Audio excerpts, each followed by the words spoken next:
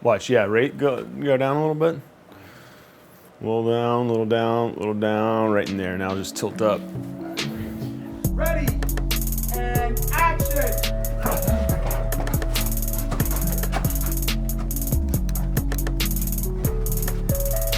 My name is John Rutland. I'm a cinematographer. I'm here in Tampa, Florida, shooting a Busch Gardens commercial. The producer, director of the commercial is Rob Cowie. He and I have done 2 movies together. He's one of the producers of the Blair Witch Project, and Lovely Molly was my first film that I did with him, and then we did Exist.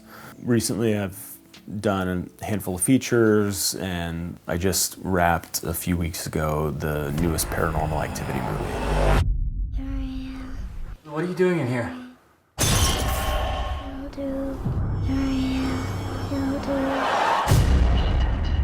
I got into filmmaking through photography mostly. I took a beginning photography class my first year of undergrad, and then thought I needed to get like a practical kind of degree from university. So I got like a business degree, and then after that I realized that I didn't want to do anything else. I just wanted to go into film. For whatever reason, I just decided to go through the film school route. Not that you need to do that, like anybody can go through different avenues to like ultimately come into film.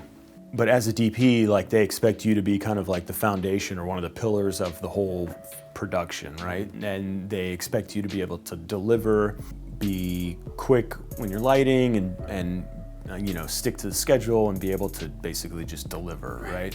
So like you have to work up towards certain budgets. No one's gonna give a DP as their first feature like a $25 million movie, because they need to like basically prove at the lower budget levels that they can deliver and then work their way up. Katie, Christy, I want you to concentrate. Concentrate. I need you to concentrate. Paranormal Activity is like a weird animal just because it's a bigger budget. Like it's the biggest budget movie that I've worked on by far. But like they treat it like a low budget movie, and that's one of the things that's really interesting about it. Like there's no big like trucks with gear. Like they kind of hide everything in the backyard of the houses. So they very much, even though it's a studio making the movie, they actively try to avoid having it feel like a big studio movie, and they try and keep things small. In a way, it felt like, you know, an independent movie, you know? Even though it is a studio movie and there's definitely a studio presence.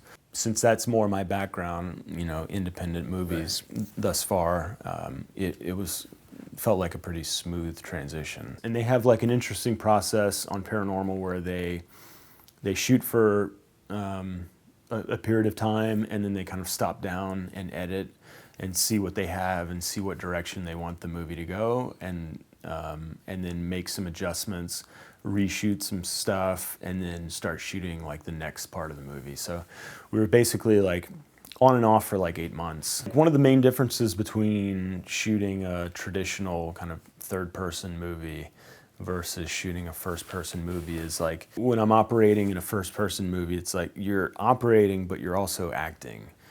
And it's a weird thing to like wrap your head around initially, but you know, because that camera is the point of view of the character who has the camera, you also have to like, as you're operating and seeing things, you know, you have to act basically, and like the camera needs to react, and it can't be, you know, it's got to be subtle and it can't be cheesy. It's like you're not like shaking your head yes and no or whatever or something stupid like that, but like, you know, as you, especially with like the scary movies, which a lot of times the first person movies end up being like horror movies, but with those it's like when you come around and you see something, it's like you have to kind of register that you're startled. The camera is like, it's creating a feeling, you know, as it's moving through the scene. Whether it's a traditional movie or a first-person movie, if the intention is to create tension in the shot, then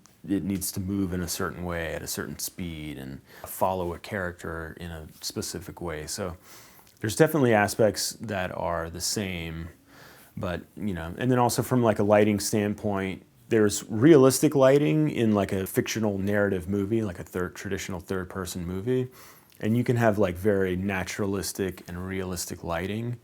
But if you use that same lighting in like a first-person movie, it still feels false. So like, there's got to be something messier and more real, and the cameras aren't holding every little bit of detail from the highlights to the shadows, like a little bit sloppy. So like, somebody watching a first-person movie, if they're like, wow, I really love the cinematography in that movie, in a way, it's like you've kind of failed as a DP, because the cinematography really shouldn't draw attention to itself in a movie like that. It should feel as if it's 100% real. The last movie that Rob and I did together was Exist, and that was like a first-person, found footage Bigfoot movie. So these guys go out into the woods and they kind of encounter Bigfoot.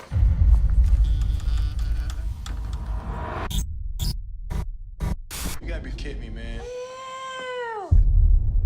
I went out and I bought one of these bad boys. We're gonna have the best YouTube video ever. It's okay, there's nothing out here.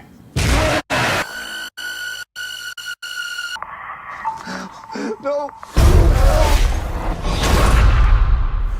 A lot of times, like, we found that the best way to go about it was to have the actors operate, because they're completely immersed in the scene, and they're like bringing something that that me as a DP may not think to do. Whether it's like the framing is a bit off because they're not focused on the framing, they're focused on the person that they're talking to. So like, their head might be cut off in a weird way, but it's kind of interesting and it kind of works for the scene, Or they may think to pan off, like somebody has a bunch of dialogue and they may think to just pan off and go look at something else, where, my instinct would be to like stay on the person who's speaking, So it's like, a lot of times what we did is we would have the actors operate the first couple of takes, and then I would come in and basically just like clean up what they did.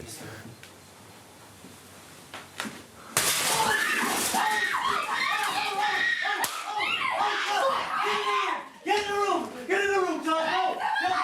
Go! Fine. And this is gonna go tumbling around inside the camper. Maybe in there, another piece of foam on top of it. Close it up, tape up the back.